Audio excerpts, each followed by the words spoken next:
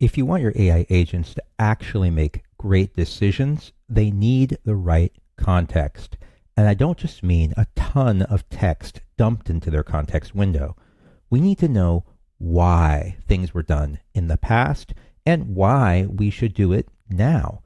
Most systems only really know the current state, but don't have a great handle on the history, the memory of the organization, why things were done, who did them, when they were done.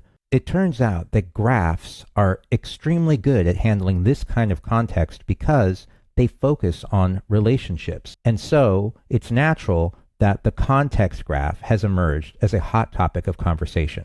In this demo, you can think of yourself as an analyst at a financial services company trying to make decisions about your customers and their activity. All right, let's dive into some of these. So let's look at this one first. This is a credit limit increase for Jessica Norris, looking for a $25,000 limit increase. So we're going to be curious to see, is this something that we should give to this particular customer based on precedent, based on this particular customer's account and their history? We want to make sure that we're making unbiased decisions that are also the right decisions for all the different risk factors.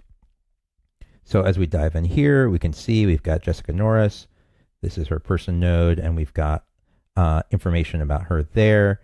Additionally, as we look around, we can see we've got accounts that are connected. For example, we can see past things that have happened, like an approval that happened related to that account. And as we dig in there, we can see that a certain policy was applied in granting that approval. For example, we can see who made that approval, this particular employee.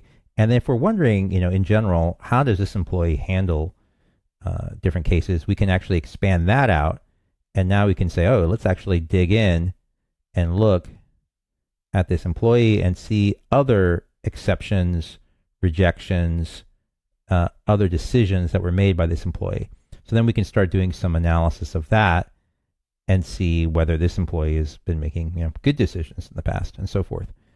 In this particular case with Jessica Norris, we're finding a strong financial position and no fraud patterns. And for fraud patterns, we can actually look at the patterns of actual nodes and edges and find where we have known fraud patterns and see if any of those same sorts of patterns, those structures in the graph, exist for this particular customer. So we're feeling pretty good about this, but we have a couple of things to watch out for, employer watch lists, and so forth. So this is, again, one that conditionally maybe looks good, but need to look at a few more things.